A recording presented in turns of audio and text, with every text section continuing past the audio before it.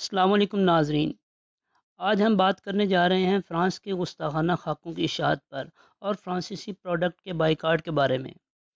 جیسا کہ ہمیں معلوم ہے کہ فرانس پہلے اسلام دشمنی اور گستاخانہ خاکوں کی وجہ سے کافی مشہور ہے۔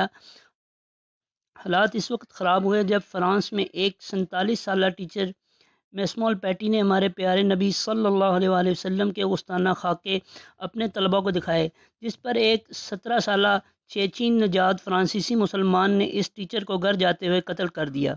مزید ڈسکس کرنے سے پہلے اس ویڈیو کو لائک کریں اور AZ میڈیا گروپ کو سبسکرائب کریں اور بیل آئیکن کو ضرور کلک کریں۔ شکریہ۔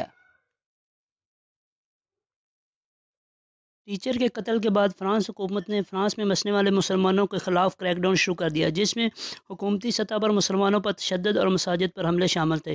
اس میں تیزی اس وقت آئی جب فرانس کے صدر میکرون نے گستاخانہ خاکوں کی اشاعت کو ترک نہ کرنے کا عزم کیا، جس پر ترکی کے صدر طیب اردگان نے فرانسیسی صدر کو اپنا دماغی معائنہ کرنے کا مشورہ دیا اور کہا کہ وہ دماغی مریض ہیں۔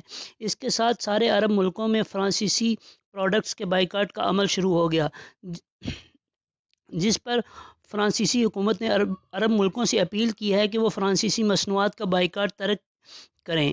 اس کے ساتھ ہی وزیر اعظم عمران خان نے کہا کہ مسلمان گستاخانہ خاکوں کی اشاعت کو برداشت نہیں کریں گے۔ پاکستان میں بھی فرانسیسی مصنوعات کا بائیکاٹ کیا جا سکتا ہے۔ فرانسیسی مصنوعات جو پاکستان میں استعمال کی جا رہی ہیں ان میں ٹوٹل پیٹرول پمپ، لو کے بسکٹ، لیز چپس، گارنیئر کی کاسمیٹک کی پروڈکٹس شامل ہیں۔ آئیے مل کر ان مصنوعات کا بائیکاٹ کریں اور فرانس حکومت کو بتائیں کہ ہم گستاخانہ خاکوں کی اشاعت پر